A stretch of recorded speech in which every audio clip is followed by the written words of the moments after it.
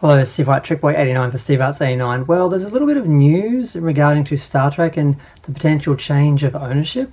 Now, I started to read this article and I'm like, I'm just going to read it on the video rather than trying to read it, put it down in notes or memorize it. So yes, it's from trekmovie.com. Kind of surprised to see it there. New Paramount takeover buzz could impact Star Trek franchise. Okay, so once again, Paramount Global is the subject of speculation in Hollywood and Wall Street. There are credible reports that a controlling stake in the media corporation that produces and distributes Star Trek is up for sale. Control of Paramount Global could be changing. The latest round of speculation in the media started with a report by industry watcher Puck regarding how Sherry Radstone is considering selling her controlling stake in Paramount Global. Now, via her company National Amusements owns 10% of Paramount Global, but more importantly 80% of the voting shares in the media company. According to the report, which has subsequently been backed by the Wall Street Journal and others, Skydance Media, owned by David Ellison, don't know who that is, and private equity firm Redbird Capital are in early talks with Redstone. Skydance has had a long relationship with Paramount, co-producing a number of blockbuster films, including the last two Star Trek feature films. I thought they did all three. And are also on board for Star Trek 4. The Wall Street Journal reports Redstone has also met with Activision CEO Bobby Kotick, who will soon be departing Activision with $400 million following the company's recent acquisition by Microsoft.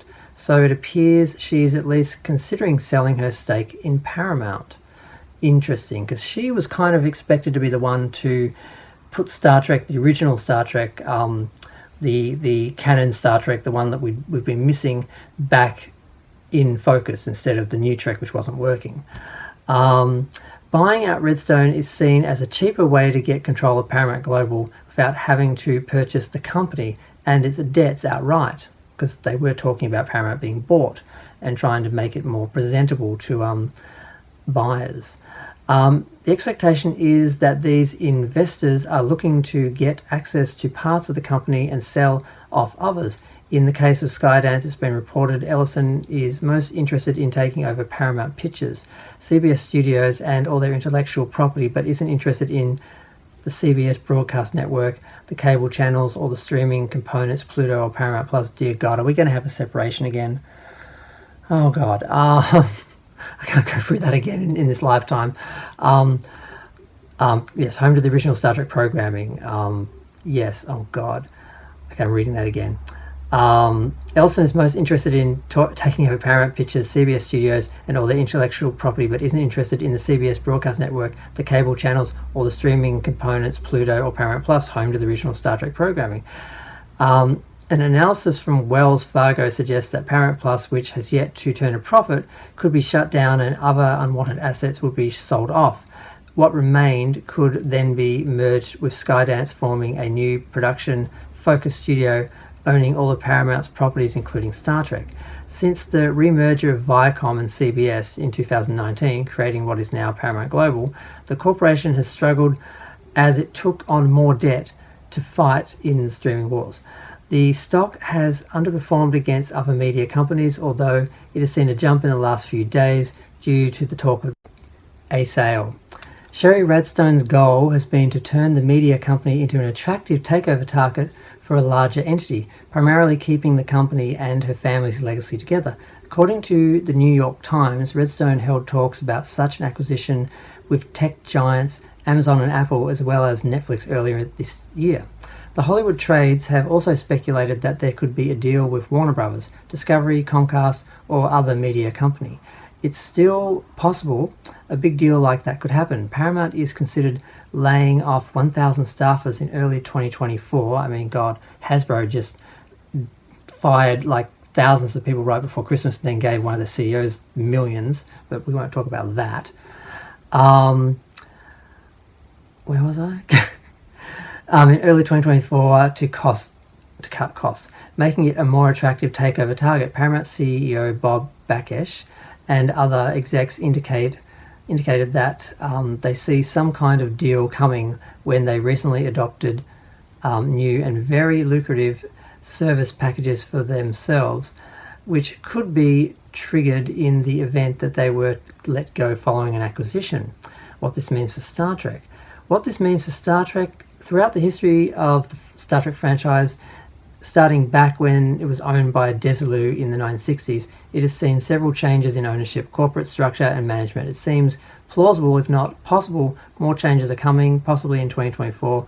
What makes any new changes in control different this time is how tied Star Trek has become to Paramount Plus, starting with Star Trek Discovery, which wraps up next year, and including 4 active projects on the streaming platform: Strange New Worlds, Lower Decks, Starfleet Academy, and Section 31. The service has grown to 63 million subscribers, with costs going down, but it has yet to turn a profit. However, even if Paramount Plus were shut down, any new owners would certainly look to license the popular content. This would certainly include the Star Trek library and likely some of the active Star Trek projects as well. This process could be seamless, but we could also see Star Trek content become unavailable for streaming temporarily while new licensing deals are struck, as we saw with this year with Prodigy after it was cancelled. Depending on the buyer, Paramount Plus could also end up being merged with another streamer like Peacock, Prime Video or Apple Plus, which would just move the Star Trek content to the newly merged streaming platform. And we have seen Apple actually streaming Picard back in the day when that first started up, so they do have some history there.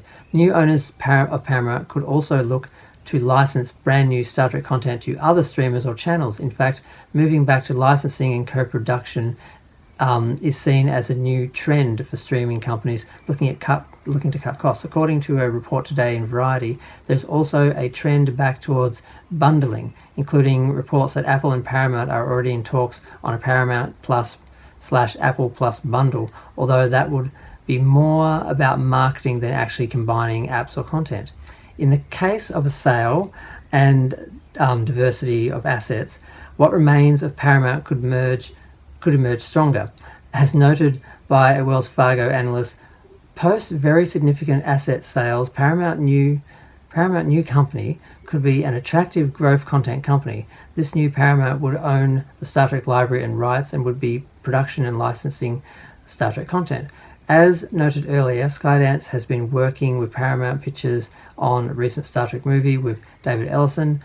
Seen below at Beyond Premiere is credited as an executive producer. Ellison also has a connection to Alex Kurtzman, who is currently in charge of Star Trek TV for Paramount. Back in 2011, Kurtzman and his former partner Robert Orci, let's not talk about Robert Orci, held talks to merge their production, I'm surprised they even mentioned him actually, their production company KO Paper Products with Skydance. In the end, a new Skydance Paramount with a corporate focus on content creation could be good news for Star Trek. Oh god, there's more. For now, it's too early to even predict what will happen. It's possible that Redstone, who has proven to be stubborn in the past, isn't able to find a deal that works for her. In that case, Paramount Global will struggle on as it tries to make its streaming service profitable while spearheading its own legacy businesses, forcing difficult market trends. Regardless, it appears changes are coming for Paramount, and there will likely be some ripple effect on Star Trek. So yes, that's very interesting, and I can't believe it took me 10 minutes to read that out. It didn't look that long, so thanks for bearing with me if you did. But yeah, part of me is just like, oh god, no. Star Trek was finally back together again. I don't want someone buying part of it or some of it, someone buying the new Trek, because I think that's more important than the old Trek, or someone buying the old Trek because they don't care about the new Trek. And then there's issues between the two because Kurtzman owns some of the new Trek productions and they can't do it without him. And it's just this is nightmare fuel. But who knows what's actually going to happen? But as you can see, it's sounding very complicated and long and just.